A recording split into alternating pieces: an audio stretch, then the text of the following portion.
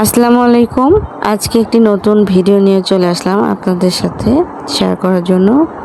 তো এখানে তাজা তাজা মাছ দেখতে পাচ্ছেন। তো আমি এখানে আজকে একটি রেসিপি করে দেখাবো।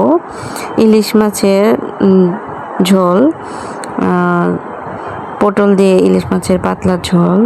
তো ইলিশ মাছ এবং পুঁটি মাছগুলো আমি ভাজবো। তো ভাবলাম আপনাদের সাথে ভিডিওটা শেয়ার করি। তো এই মাছগুলো এখন কেটে নেব। তো কেটে নিয়ে আমি ধুয়ে রেখেছি, দেখতে পাচ্ছেন। তো যেগুলো মাছ আমি ভাজবো সেগুলো আমি লবণ হলুদ মরিচ দিয়ে এক সাইডে রেখে দেব।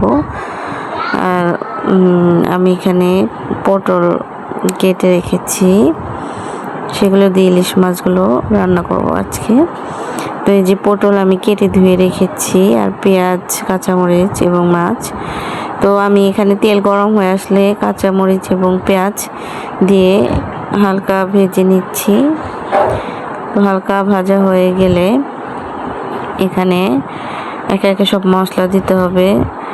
তো এখানে আমি সব মশলা একসাথে বেটে নিয়েছি, আদা রসুন সব কিছু, পেঁয়াজ তো অল্প পরিমাণ দিয়েছি, যেহেতু কম মশলাতে রান্না করব, পাতলা ঝোল করব। তো হলুদ মরিচের গুঁড়ো আর লবণ পরিমাণ মতো দিয়ে নিয়ে আমি একটু কষাতে দিয়েছি হালকা। তো ভালো করে মশলাটা কষিয়ে নিতে হবে। মশলাটা কষানোর সময় অল্প একটু পরিমাণ পানি দিয়ে নিয়েছিলাম। তো মশলা কষানো হয়ে গেলে একটু ঢেকে মশলাটা কষাবো। তো কষানো হয়ে গিয়েছে, এখন আমি এর ভিতরে ইলিশ মাছ দিয়ে দিচ্ছি। তো ইলিশ মাছের টুকরোগুলো দিয়ে নিয়ে কষাতে হবে খুব ভালো করে। কষিয়ে নিয়ে আমি একটি বাটিতে তুলে রাখবো। তো আমি নাড়াচাড়া করে মশলার মধ্যে ইলিশ মাছগুলো ভালো করে কষিয়ে নিচ্ছিলাম।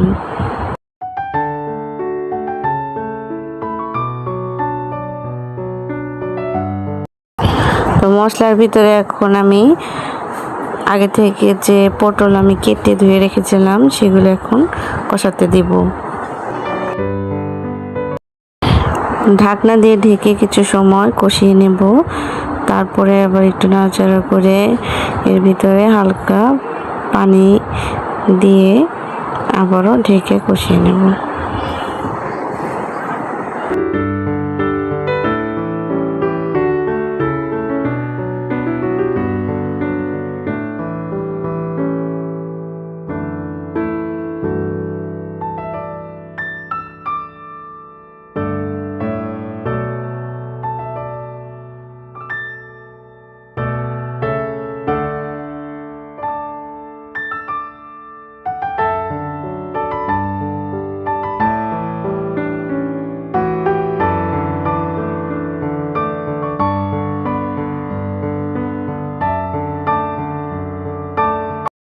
তো এই ফাঁকে আমি পুঁটি মাছগুলো আর আরও 2 টুকরো ইলিশ মাছ আমি ভাজার জন্য রেডি করছিলাম।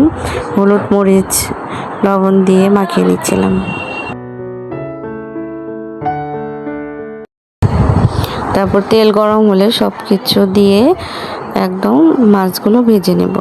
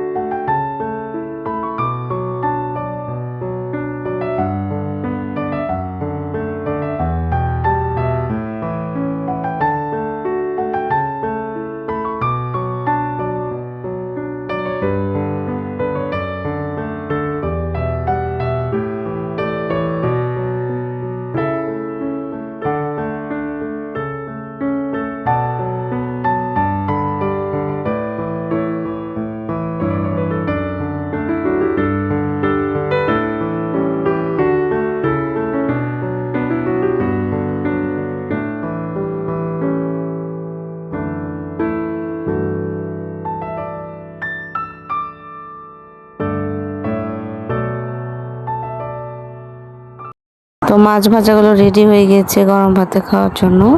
আর এদিকে আমি মাছ কষিয়ে তরকারির মধ্যে দিয়ে দিয়েছি, ঢাকনা দিয়ে কিছুক্ষণ রান্না করে নিলেই হয়ে যাবে ইলিশ মাছের পাতলা ঝোল।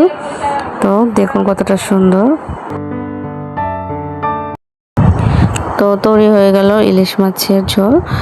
তো এইভাবে রেসিপিটা অবশ্যই ট্রাই করবেন। আর আমার ভিডিওটা ভালো লাগলে অবশ্যই আমার চ্যানেলটি সাবস্ক্রাইব করবেন, সুবর্ণাস ওয়ার্ল্ড, এবং লাইক কমেন্ট করে পাশে থাকবেন। ধন্যবাদ সবাইকে।